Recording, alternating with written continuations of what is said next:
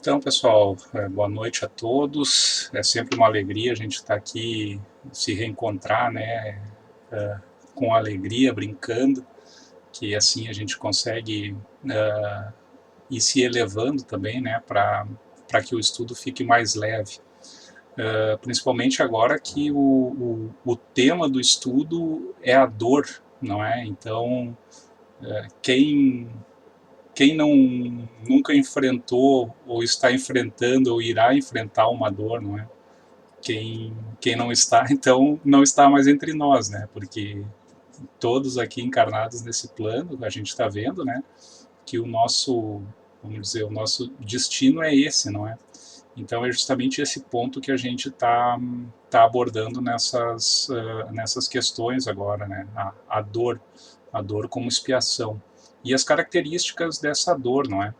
Então, no estudo passado, eu tive que sair um pouquinho antes, né, porque eu tinha uma live ali na Aliança Espírita e vocês chegaram a trabalhar a questão 241, não é? Eu não sei se foram até o final, se eu posso dar uma retomada nela rapidinho. Nós fomos até o final da 241, mas tu pode tomar rapidinho se tu achar melhor. Certo, vai ser bem rapidinho, só para a gente retomar, porque é uma questão que eu achei muito instigante, assim, não é? É uma coisa que como é que eu vou dizer? Pessoalmente, eu fico intrigado com essa questão, não é? Com respeito a o quanto que nós temos que espiar, o quanto que nós temos que pagar das nossas dívidas, não é? E essa questão é só fazer esse comentário, né, que Emmanuel nos traz que nós vamos ter que resgatar todas as nossas dívidas, não vai ter, vamos dizer, desconto aí, nem abatimento nas parcelas, né, a gente pode pagar mais rápido, né, ou mais devagar, mas que a gente vai ter que quitar toda a dívida, a gente vai ter que quitar. Mas um ponto que a gente já trabalhou lá no capítulo Bem-aventurados os aflitos, lá Kardec nos traz que quando nós nos propusemos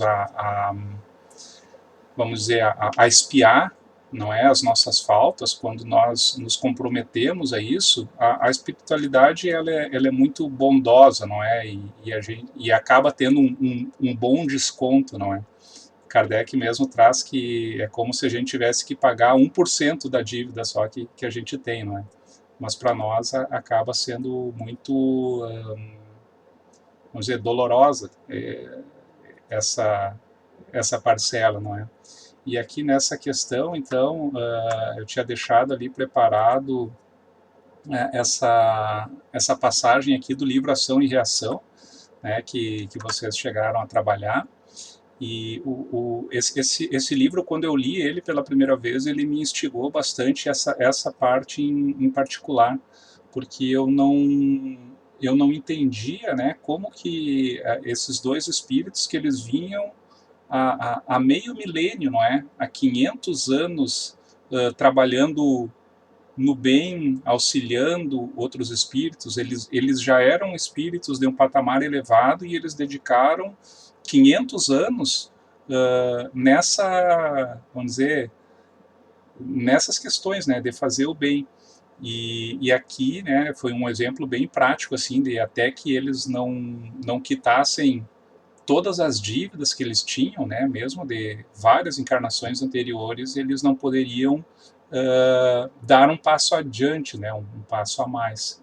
Então essa passagem aqui do Ação e Reação foi bem instigante e o livro todo é um compêndio, né, para quem quiser aprender um pouco mais sobre essas questões da nossa expiação, do que a gente passa, não é? E o porquê que a gente passa e os tipos de expiação que existem, né? Depois desse material tinha deixado essa passagem aqui da Valéria, não é? A Valéria é um espírito que eu acho que o Jairo já comentou aqui que o Chico atendia ela tinha problemas físicos e mentais, só que o Chico sempre atendia ela, e depois que ela desencarnou, ela veio ajudar ele quando ele estava com um problema, era um problema no coração, se não me engano, e ela veio já com um espírito muito elevado, né, da última expiação dela. E aqui nessa passagem ela diz que até expiar o último, vamos dizer, o último dos débitos, não é? Ceitil por ceitil, ela não tinha como ir adiante. E eu só queria, para finalizar essa questão, né, trazer uma passagem do Sermão da Montanha, né? Nós temos o Sermão da Montanha aí como um texto completíssimo, não é? E uma das passagens do Sermão da Montanha, né?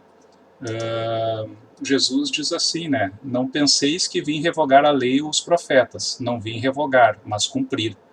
Porque em verdade vos digo, enquanto não passar o céu e a terra, de modo nenhum passará da lei um só e um só tio, sem que tudo se cumpra. Aquele, pois, que violar um destes mínimos mandamentos, e assim ensinar aos homens, será chamado mínimo no reino dos céus. Mas aquele que observar e ensinar, este será chamado grande no reino dos céus. Pois vos digo que se a vossa justiça não exceder a dos escribas e fariseus, de modo nenhum entrareis no reino dos céus. Né? Então aqui Jesus mesmo deixou bem claro, né, que até o ponto em que a gente não respeitar completamente, não é, os mandamentos, a gente não acessaria o reino dos céus, né, que hoje em dia a gente traduz como o alcançar a perfeição, não é? Então é dentro dessa ideia que a gente vai trabalhar, né? Até quando que nós vamos ter que espiar, não é? E assim, vamos primeiro para a questão 242, né? A gente traz sempre o Evangelho aí como, vamos dizer, o nosso guia maior, não é? E mesmo aqui no Consolador, em perguntas reiteradas, né? Emmanuel sempre comenta que pode haver outros livros, é muito bom se informar com outras obras, mas que o Evangelho é, vamos dizer, o nosso guia primordial, não é? Mas quando a gente pensa em Evangelho, a gente pensa muito na dor, não é? Ou seja, a gente pensa na crucificação, na perseguição, não é? Em muitas partes do Evangelho tem essas questões. E é justamente a respeito disso, né, que se pergunta a Emmanuel, de por que o Evangelho não nos fala das alegrias da vida humana, não é? Então, Emmanuel nos traz, né, que o Evangelho não podia trazer os cenários do riso mascarado do mundo, mas a verdade é que todas as lições do Mestre Divino foram efetuadas nas paisagens da mais perfeita alegria espiritual. Sua primeira revelação foi nas bodas de Caná, entre os júbilos sagrados da família. Seus ensinamentos, à margem das águas do Tiberíades, desdobraram-se entre criaturas simples e alegres, fortalecidas na fé e no trabalho sadio. Em Jerusalém, contudo, junto das hipocrisias do templo, ou em face de seus algozes empedernidos, o Mestre Divino não poderia sorrir, alentando a mentira ou desenvolvendo os métodos da ingratidão e da violência. Eis porque, em seu ambiente natural, toda a história evangélica é sempre um poema de luz, de amor, de encantamento e de alegria. Tá? Então, o que a gente vai abordar um pouco nessa questão é justamente a respeito das passagens felizes, das passagens alegres do Evangelho, não é? Que é justamente o que é perguntado a Emmanuel aqui, né? Ou seja, se a gente faz uma ideia errônea do Evangelho ao interpretar ele como vamos dizer, coberto de tristezas, não é? Mas, pelo contrário, que ele traz passagens felizes e alegres. Tá? Alguém gostaria de comentar, pessoal, a respeito da resposta de Emmanuel? Hoje eu fiz uma postagem, Marco, no Facebook e no Instagram meu e da Lucy, sobre exatamente isso, né? Diz assim, tá lá a imagem, depois quem quiser ver, né? O Evangelho não é um livro simplesmente, é um templo de ideias infinitas, miraculosa escola das almas, estabelecendo a nova humanidade, né? Lá do livro Mentores e Ceareiros, né? Psicografia do Chico por o Espírito João Bosco, só para ilustrar o que está falando. Então, os textos que eu trouxe aqui para a gente complementar, né, eles vêm nessa linha para a gente falar um pouco das alegrias que o Evangelho trouxe, não é? E não somente dessa ideia de tristeza, não é? Então, o primeiro texto eu trouxe do livro Seguindo Juntos, do Chico, não é? De Espíritos Diversos aqui. O texto é o 29, Dor e Alegria. Então, aqui é só uma pequena passagem, né, desse texto, né, ele é mais completo, mas nessa passagem diz o seguinte: realmente, o Evangelho de Jesus é um poema de trabalho e de sacrifício a que não faltam a enfermidade e o desespero dos homens, com a flagelação e a cruz para o emissário divino.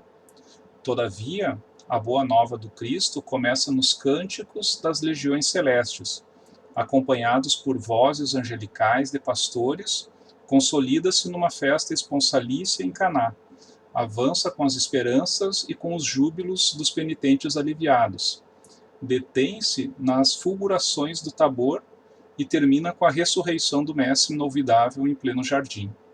Cultivemos otimismo e serenidade, coragem e bom ânimo, acima das lições que nos reserva o caminho, de vez que toda nuvem chega e passa, toda tempestade surge e desaparece, porque diante de Deus, que nos criou para a imortalidade triunfante, só a luz e a alegria querem a eternidade, a gloriosa eternidade. Então, o que a gente buscou aqui, né, nesse texto e no próximo, é realmente a questão de passagens, mostrar a felicidade, não é? Que a felicidade, a alegria, o otimismo que traz também o Evangelho. Tá? Qualquer coisa que quiserem comentar, pessoal, levantem a mãozinha aí, tá? E fiquem à vontade.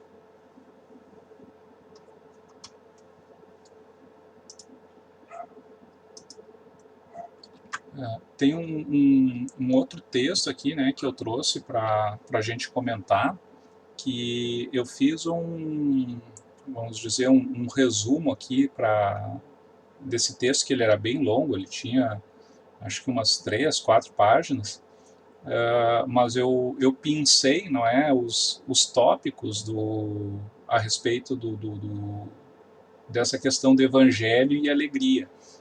Tá no livro Roteiro, não é, que também é a psicografia do Chico, ditado pelo Emmanuel, não é, que ele relaciona as partes alegres e felizes do evangelho, não é.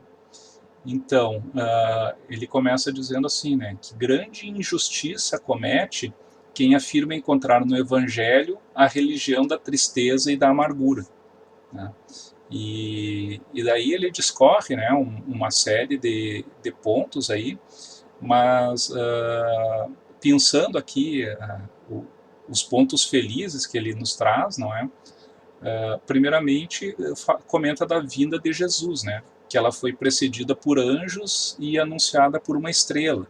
Então, se a gente lembrar, não é, a vinda do anjo Gabriel, visitando Maria, e depois os reis magos, né, que vieram atrás da estrela para conhecer o mestre.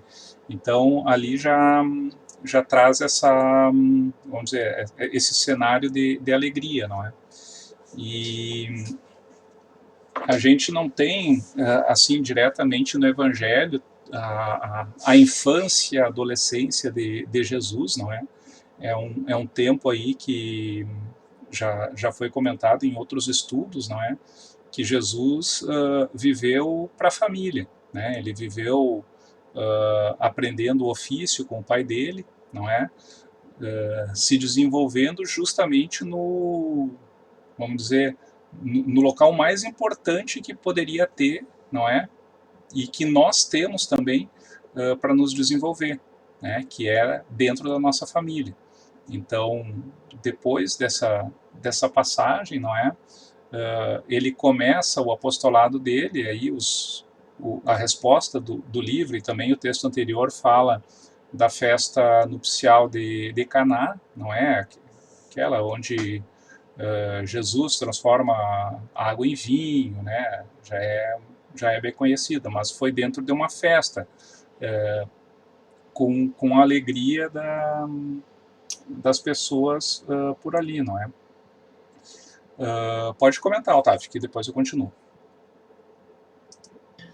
Assim, Marcos, ao longo dos últimos tempos, desse ano, menos de um ano, claro, eu tenho esmiuçado bastante o Evangelho e tenho verificado realmente essa parte aí, só assim que a gente percebe, mas essa realidade que a gente percebe no Evangelho, ela não é advinda do mundo da época, em que o homem ainda não sabia assim um comportamento que hoje tem um conhecimento maior?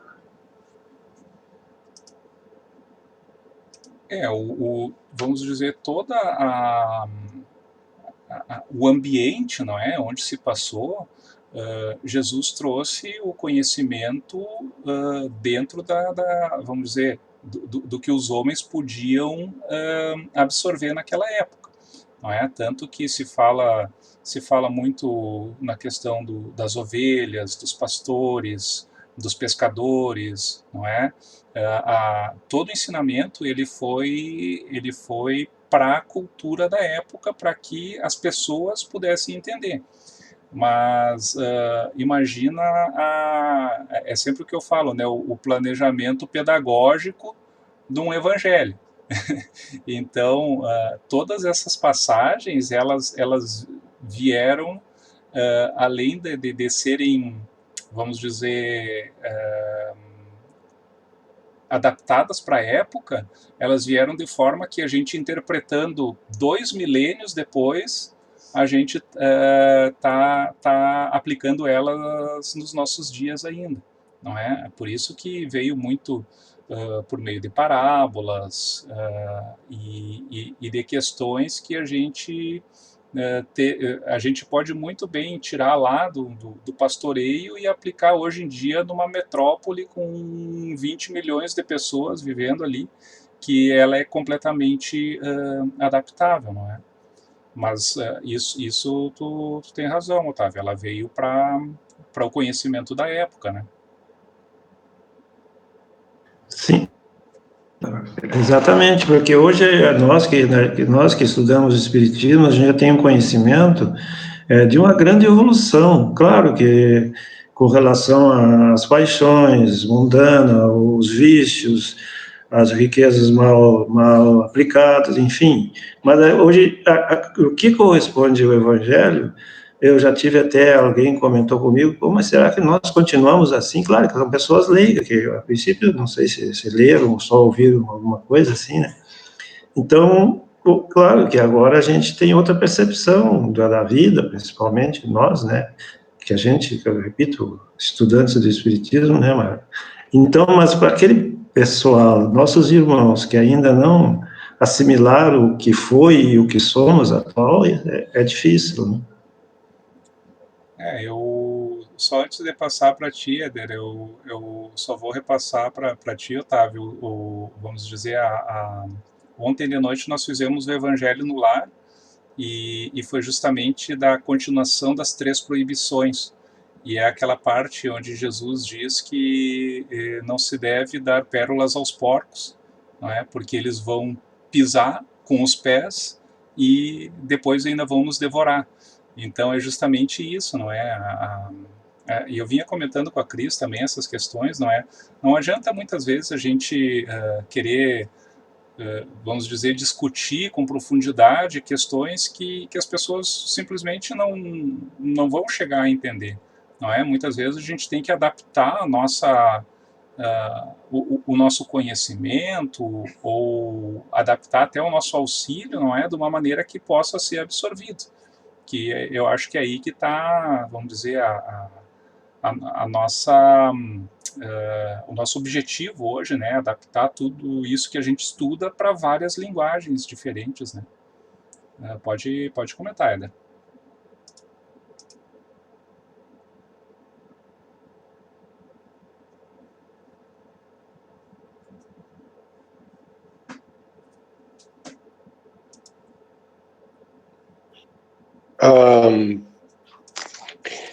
Eu queria falar em cima do que o Otávio comentou ali,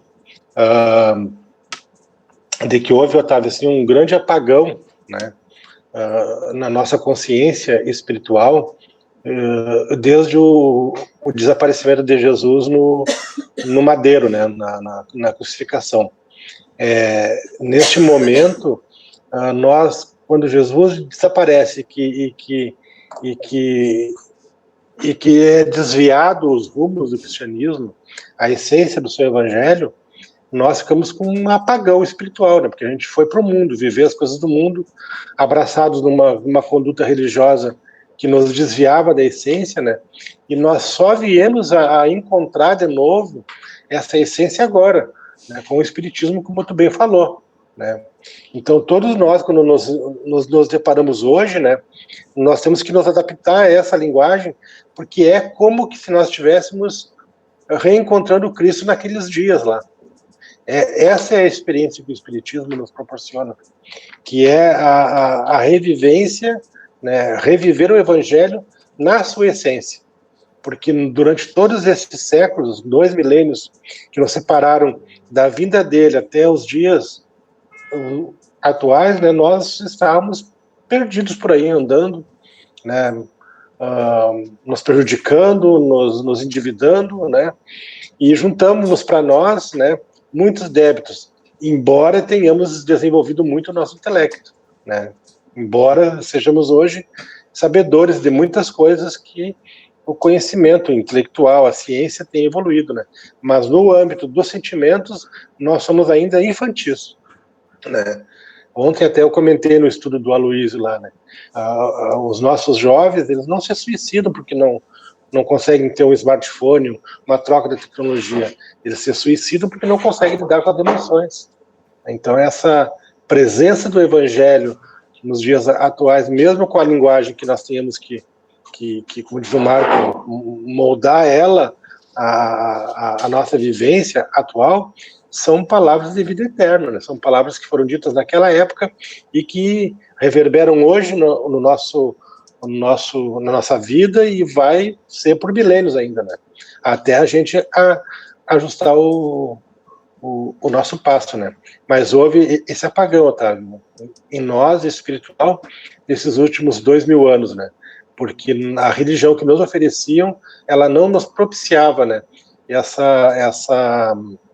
Esse nível de conhecimento que temos hoje com o Espiritismo. Obrigado, Mauro.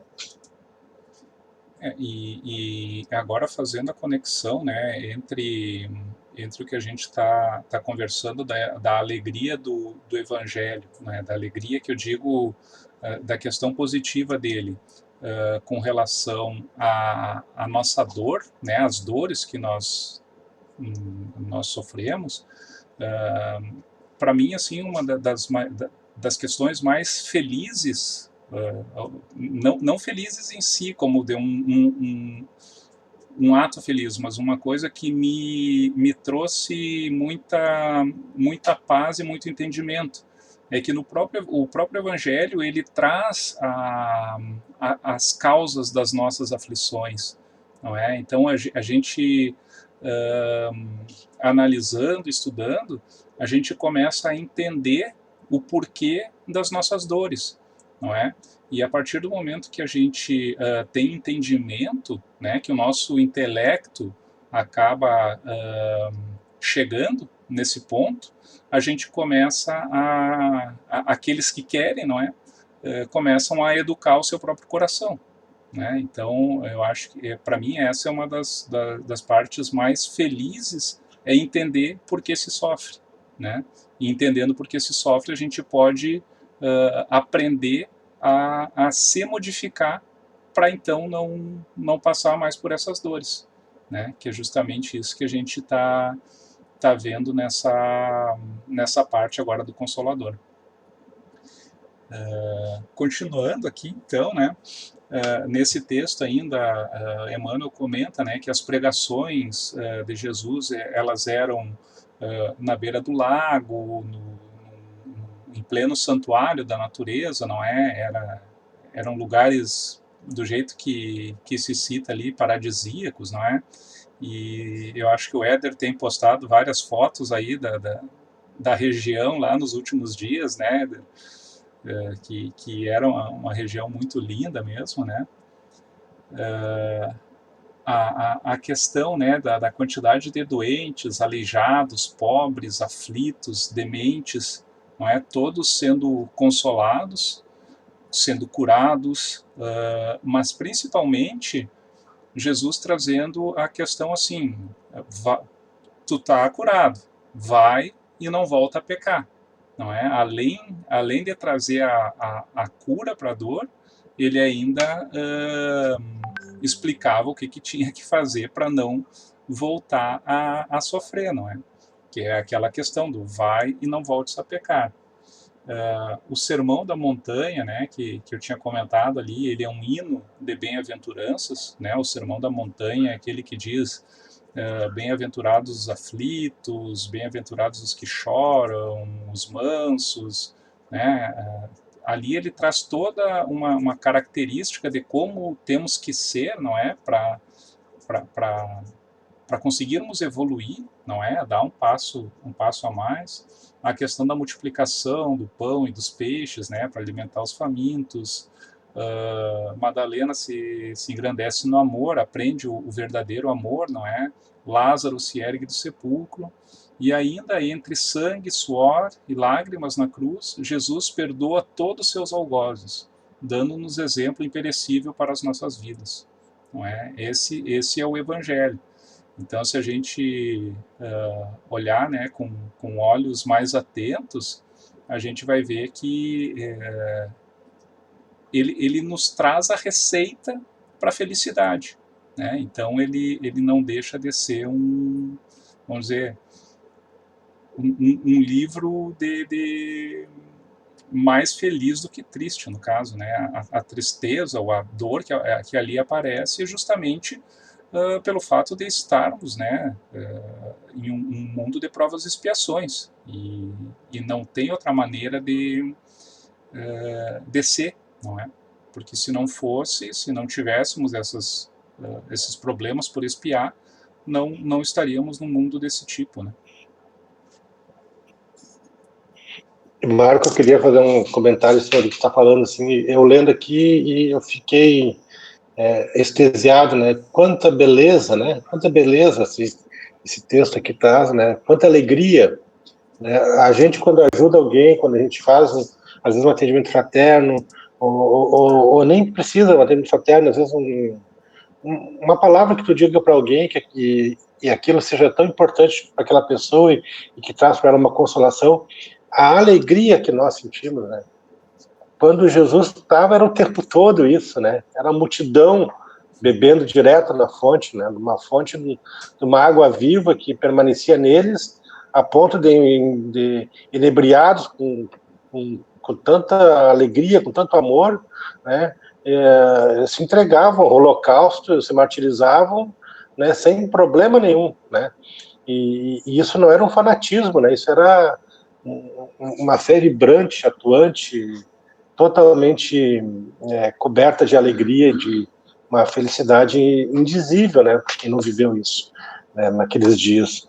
Então, só em ler aqui, assim, eu já fico emocionado, porque, como tu falou, a gente esteve lá, a gente viu o palco, sentiu a vibração do local, é um lugar, assim, não tem explicação, palavras não explicam, né, o que a gente sente quando vai lá, e ainda está, né, faz 2000 anos, está tudo ainda vivo lá, naquele palco lindo, e quanta alegria, quanta beleza, né, e é disso que nós temos que lembrar, né. Claro que o Evangelho aponta as nossas fraquezas, nossas aflições, explica, né? Porque a gente costuma mais ficar pensando nos problemas do que nas coisas boas, né? Mas tem muita beleza no que estamos vendo e estudando aí. Certo, vamos para a próxima então aqui, pessoal, que essa também eu achei uma questão muito interessante, né? Que é a questão 243. Então, se pergunta a Emmanuel, né, se todos os espíritos que passaram pela Terra tiveram as mesmas características evolutivas no que se refere ao problema da dor. Não é? Então, todos precisaram passar por dores, né? Todos precisaram passar por aflições, e Emmanuel comenta que todas as entidades espirituais encarnadas no orbe terrestre são espíritos que se resgatam ou aprendem nas experiências humanas, após as quedas do passado, com exceção de Jesus Cristo, fundamento de toda a verdade neste mundo, cuja evolução se verificou em linha reta para Deus e em cujas mãos angélicas repousa o governo espiritual do planeta desde os seus primórdios. Então, ou seja, tirando Jesus Cristo, né, todos os espíritos que passaram, passam e passarão pela Terra, né, eles vão ter que passar pelo problema da dor, né, em maior ou menor grau, e também, vamos dizer, cada um sentindo de maneira maior ou menor também, não é? Que cada um tem o seu nível de dor maior ou menor, né? Mas que é uma característica comum aí, né, de todos os espíritos na Terra. E a gente viu até na questão, na 241, né, aquela que mesmo trabalhando, né, há muito tempo para o bem, não é? A gente sempre vai ter o que espiar, né? Pode comentar, Otávio. Assim, Marcos, com relação, sim, todos os espíritos que aqui adentram nesse planeta, eles têm essa perspectiva, e não poderia ser diferente. Porém, eu penso assim, e te pergunto, os espíritos de luz que vêm em missões específicas, especiais, esses aí, eles podem ver a dor, até evidenciá-la, mas eles já estão um pouco isentos disso, correto? Correto, Otávio. Como eu comentei, não é? Cada um tem o seu nível de dor, né? Eu te dou um exemplo assim, ó, um espírito de luz, um espírito beirando a perfeição, ou que pelo Livro dos Espíritos, se não me engano, até a segunda, me ajuda, Lucy, a segunda categoria que ainda reencarna na Terra, não é? Os bons espíritos ainda estão nessa condição de voltar para fazer uma missão. É isso que o Otávio está falando aí. Isso. Tem os perfeitos, os bons espíritos e os espíritos superiores, né? Os espíritos puros. Então, é a classificação do meio que o Otávio está falando aí. Isso, os puros não reencarnariam mais, não é? Seriam os bons espíritos até a última classe antes de chegar à perfeição. E eu te dou um exemplo assim, Otávio, o exemplo do Chico, né? A gente sempre tem que pegar o exemplo do Chico. Quanta dor ele passou, não é? Dor física, dor moral, se rachou, mas olha, imagina uma pessoa que se rachou de trabalhar, não é? Sem receber, vamos dizer, um salário por isso, não é? Qualquer um de nós que passasse por 10% do que ele passou, estaria berrando aos quatro ventos, dizendo que eu sofro demais, que eu não aguento tanta carga, não é? Mas ele, por ser um espírito mais elevado, tu já tem uma ideia do plano espiritual, não é? E tu sabe que esse plano que a gente está passando, essa existência, ela é um piscar de olhos, não é? Então, se tu já tem essa, vamos dizer, esse conhecimento no teu espírito, o que é uma existência, não é? O que é uma dor física, se tu sabe que aquilo vai passar, né? Por isso que Chico sempre dizia, né? Tudo passa, vai passar, né? Então, claro, esses espíritos eles vão passar por sofrimentos, não é? Que para a gente seria algo inimaginável, mas eles passam tranquilamente, porque eles já têm esse conhecimento, né? Então é por isso que eu digo que o umbral de dor entre um espírito e outro, dependendo da evolução espiritual e moral dele, é bem diferente, não é?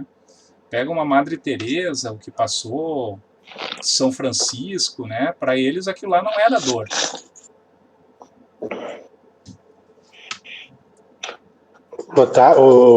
Eu queria fazer um comentário, Marco, aqui, dentro da questão, uma coisa muito importante, que essa questão 243, ela nos mostra, assim, uma massa ali dentro, né? Quando ele fala ali, né, que todas as entidades espirituais encarnadas no orbe terrestre são espíritos que se resgatam, não são resgatados. Isso aqui é muito importante. Isso aqui é uma máxima, né? Que espíritos que se resgatam. Não são resgatados e não estão resgatando. Se resgata. Perfeito, Marco. Perfeito. Ninguém salva ninguém e não adianta levantar as mãozinhas para cima e ficar gritando, Senhor, faz um milagre em mim. Isso não existe. Espíritos que se resgatam, né? Ou aprendem nas experiências humanas. Então, é ser, é individual, é como diz Otávio, de mim para comigo mesmo, né? É nesse sentido. Então, olha que máxima isso, porque a maioria das religiões, nós leríamos assim, né? Encarnado normas que são espíritos que devem ser resgatados por Deus, ou que são resgatados pela misericórdia. Não, é que se resgatam, né? E para isso não nos falta nenhuma assistência, não estamos desamparados, nós temos todas as condições, nós temos esse orbe, temos as companhias adequadas para que a gente possa se resgatar. Como tu falou, Marco, o lar é a principal escola, e ali nós temos todos os elementos para nos resgatarmos. Nós temos um pai, uma mãe, temos irmãos que tem que ser assim, né? Enfim, tem tudo ali para que a gente se resgate. Então, olha a função que tem a Terra, né? Para que a gente possa dar esses passos aí que a gente tanto almeja aí para uma condição melhor. Rafaela, queria comentar? Sim, então, diante da pergunta que o Otávio fez, esses espíritos, por exemplo, como Chico Xavier e a Madre Teresa que tu citaste, eles passariam por essas provações para mais tarde, posteriormente, eles auxiliarem as pessoas através das dores que eles vivenciaram, seria isso? Através do próprio exemplo. Isso. A gente vai, inclusive, tu tá dando spoiler já, porque agora nos comentários da questão a gente vai abordar uma história do céu e o inferno a respeito disso daí. Mas essa aí a ideia mesmo. Obrigada. Vou passar aqui então, pessoal. Primeiro texto aqui que eu queria trazer, essa parte aqui do céu e inferno é uma parte muito importante, muito interessante, que é nesse capítulo 7, As Penas Futuras, segundo o Espiritismo, Código Penal da Vida Futura. Kardec aí já trouxe até, vamos dizer, num linguajar de direito, não é? O Código Penal da Vida Futura. Esse Código Penal aqui, ele tem 33 itens, tá? Eu eu dei uma pinçada aqui, pegando assim os que eu achei mais interessantes da gente comentar. Tá? Mas Kardec, ele traz assim, ele coloca de uma maneira organizada essa questão de o porquê das dores, o porquê por que a gente passa pela expiação, em que nível e quem passa, não é? Então, alguns itens aqui desse Código Penal. Kardec diz o seguinte: a alma, o espírito, sofre na vida espiritual as consequências de todas as imperfeições que não conseguiu corrigir na vida corporal. O seu estado, feliz ou infeliz, é inerente ao seu grau de pureza ou impureza. Então, aqui a gente já pode fazer uma relação entre felicidade e infelicidade com pureza e impureza. Ou seja, quanto mais depurado o espírito, menos infeliz ele será. Né? E ele traz uma parte aqui muito interessante. A completa felicidade prende-se à perfeição. Toda imperfeição é causa de dor. Né? Então, ou seja, até atingirmos a perfeição, vamos enfrentar dores, não é? Em maior ou menor nível, mas que vamos ter que enfrentá-las, vamos ter que enfrentar. O espírito sofre pelo mal que praticou, assim como pelo bem que deixou de praticar. E aí que muitos de nós caímos, não é? Não é simplesmente não fazer o mal, não é? Mas é não deixar de fazer o bem também. Por isso aí também se expia, não é? É aquela questão, tu vem numa existência, numa família muito rica, com muitas posses, e tu passa a vida inteira, não é, sem, vamos dizer, usar isso em prol dos outros também, né? Só querendo aumentar para ti, né? Tu não fez mal para ninguém, né? Mas tu foi avarento, né? Então, numa próxima existência, tu vai ter que expiar essas questões, não é? Toda falta terá punição, assim como todo ato meritório terá recompensa. Não é? Então aqui a gente vê que não é simplesmente dor, não é? Tem também o outro lado, que nós, vamos dizer, todo ato bom que nós praticarmos vai ter uma recompensa também. E essa parte que é muito importante. Arrependimento, expiação e reparação constituem, portanto, as 3 condições necessárias para apagar os traços de uma falta e suas consequências. Não é? Temos que nos arrepender, expiar e reparar. Né? E assim a gente consegue ir adiante. Não é? Certo, a misericórdia de Deus é infinita, mas não é cega. O culpado que ela atinge não fica exonerado e, enquanto não houver satisfeito a justiça, sofre a consequência dos seus erros. Por infinita misericórdia, devemos ter que Deus não é inexorável, deixando sempre viável o caminho da redenção. Não é? Então, e eu aconselho aí, quem quiser ler todos os 33 itens, aí é bem interessante mesmo esses itens desse Código Penal, né? Isso vai virar uma live, viu, Marco? Já estou te anunciando aí. Eu só pego live de dor, de aflição, de morte. É de acordo com a perfeição, Marco. Com o grau de perfeição, tá? E já separa esse Código Penal para te fazer uma live para nós depois. Pode comentar, Rosane. Na realidade, é uma dúvida. Digamos assim, nós fomos criados inicialmente como espíritos lá nos tempos primórdios, todos iguais. Por que então que cada um reage de uma forma diferente mediante situações semelhantes? Por que temos graus de evolução diferentes se fomos criados todos iguais? Tem uma palavrinha composta que explica isso aí. A palavrinha se chama livre-arbítrio. Fomos usando o nosso livre-arbítrio com o passar do tempo, não é? Nos afeiçoando mais a certas reações diante de uma mesma situação, não é? Então, por exemplo, hoje em dia, num caso como é que eu posso explicar? Uma injustiça que possa acontecer, uma pessoa pode ficar muito consternada e querer ajudar a vítima. Outro vai dar risada e vai querer apoiar o perseguidor. Não é? Isso aí foi... E é uma coisa que a gente traz dentro de nós, não é? Que ela está gravada lá no nosso espírito mesmo. Não é questão cerebral, não é questão genética, nem nada. É uma reação que a gente tem já, né?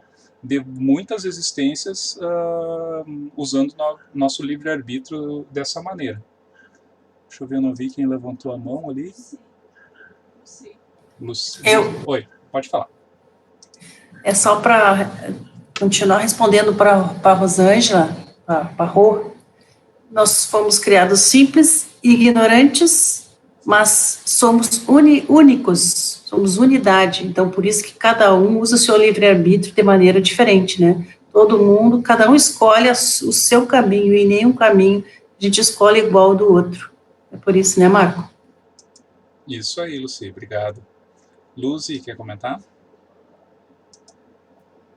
Também eu queria comentar em cima do que a Rô estava falando, né, que da gente lembrar, porque ela disse assim, tem uns que são mais evoluídos, outros menos evoluídos, né? A gente tem que lembrar uma coisa, nem todos nós fomos criados ao mesmo tempo, né? Deus continua criando, Ele cria o tempo inteiro, então tem espíritos que têm muito menos anos que nós, tem outros, como Jesus, que têm muito mais anos à nossa frente. Então tem isso também, né? Dependendo do quanto a gente já galgou nessa jornada da vida. Sabemos que temos pelo menos uns 3 milhões, né? Hoje eu vi uma postagem no Instagram que dizia assim, já temos mais de 3 bilhões de anos. Tá na hora da gente se melhorar. Então, tá na hora da gente se melhorar. Mas nem todos têm tudo isso, né? Uns têm mais, outros têm menos, pra gente lembrar disso também.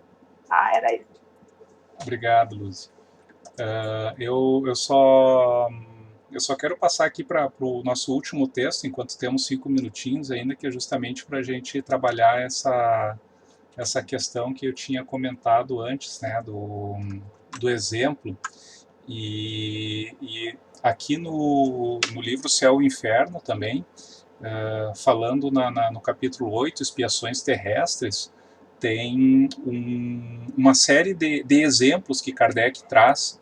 E esse aqui é o primeiro, é o Marcel, o menino do número 4.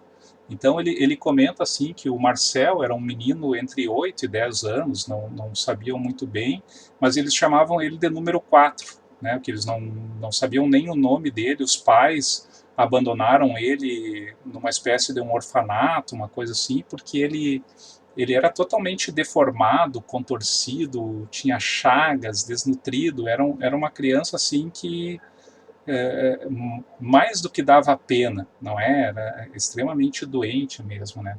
Por outro lado, ele era extremamente inteligente, cândido, paciente e resignado, né? Então eu trouxe aqui algumas partes, né? Primeiro, o médico que cuidava dele disse que o menino uma vez disse para ele, né? Doutor, tenha a bondade de me dar ainda mais uma vez aquelas pílulas ultimamente receitadas. Para que, meu filho? Replicou-lhe o médico. Se já te ministrei o suficiente, e maior quantidade pode fazer-te mal. É que eu sofro tanto que dificilmente posso orar a Deus para que me dê forças, pois não quero incomodar os outros enfermos que aí estão. Essas pílulas fazem-me dormir, e ao menos quando durmo a ninguém incomoda. Então, para ter uma ideia, uma criança assim com entre 8 e 10 anos, com tudo que estava passando, não é? Por que passar por toda aquela dor e tendo essa evolução espiritual já, né? Então, ele acabou falecendo nessa época, e daí Kardec comenta que na Sociedade Espírita de Paris, em 1863, ele deu uma comunicação. E daí ele disse o seguinte: a vosso chamado vim fazer que a minha voz se estenda para além deste círculo, tocando todos os corações. Oxalá seu eco se faça ouvir na solidão, lembrando-lhes que as agonias da terra têm por premissas as alegrias do céu. que o martírio não é mais do que a casca de um fruto deleitável, dando coragem e resignação. Ela lhes dirá que sobre o catre da miséria estão os enviados do Senhor, cuja missão consiste na exemplificação de que não há dor insuperável, desde que tenhamos o auxílio do Onipotente e dos bons espíritos. Me compete dizer algo sobre o progresso da vossa doutrina, que deve auxiliar em sua missão os que entre vós encarnam para aprender a sofrer. O Espiritismo será a pedra de toque, os padecentes terão o exemplo e a palavra, e então as imprecações se transformarão em gritos de alegria e lágrimas de contentamento. Então, aqui Kardec pergunta para ele, né, pelo que afirmais, parece que os vossos sofrimentos os vossos sofrimentos não eram expiação de faltas anteriores. Ele quis dizer dessa existência, né? E daí ele diz o seguinte, que não seria uma expiação direta, mas asseguro-vos que todo sofrimento tem uma causa justa. Aquele a quem conheceste tão mísero foi belo, grande, rico e adulado. Eu tivera turefários e cortesãos, fora fútil e orgulhoso. Anteriormente fui bem culpado, reneguei Deus, prejudiquei meu semelhante, mas expiei cruelmente, primeiro no mundo espiritual e depois na terra. Os meus sofrimentos de alguns anos apenas, nessa última encarnação, suportei-os eu anteriormente por toda uma existência que raiou pela extrema velhice. Por meu arrependimento, reconquistei a graça do Senhor, o qual me confiou muitas missões, inclusive a última, que bem conheceis, e fui eu quem a solicitou para terminar minha depuração. E aqui depois ele fala, né, que ele veio justamente para exemplificar, trazer como exemplo a questão da dor, não é? Então, pessoal, com isso finalizo essa questão aí, né? E temos mais duas questões ainda para terminar essa partezinha a respeito da dor. Muito obrigado. Maravilha, Marco, extraordinário. Esse teu fechamento aí nos remete também lá para o estudo minucioso do Evangelho no nosso núcleo de estudo e pesquisa do Evangelho de sábado de manhã, onde nós aprendemos, né, Cris, que tem a dor que nos ensina e tem a dor que nós aprendemos e tem a dor que ensina, né? No caso dele que tu falou ali, né, é a dor que ensina, que é o verdadeiro testemunho. Né? Testemunho é a dor que ensina. Tu vivencia o processo e ele está sempre ensinando, sempre mostrando, né? Como tu citou Chico e tantos outros. Pode falar, Cris. Eu vou dar um spoiler pro próximo sábado. Então, ontem o nosso Evangelho no Lar, ele foi bastante recheado, assim, e o texto que o Gabi leu, ele fala com relação à jornada.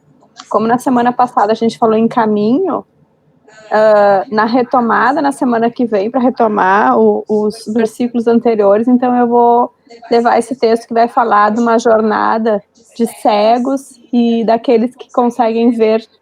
Bastante interessante, a gente vai iniciar o estudo do sábado assim, e depois segue no versículo seguinte. Maravilha, Cris, fica o convite, então, aí, para quem quiser nos acompanhar no sábado, como diz o Marco, a nossa programação pedagógica e espiritual, ela conecta os estudos de forma, assim, que são sempre uma sequência, né, como vai ser agora com a Luz e a Lucia, aí no nosso estudo na continuidade.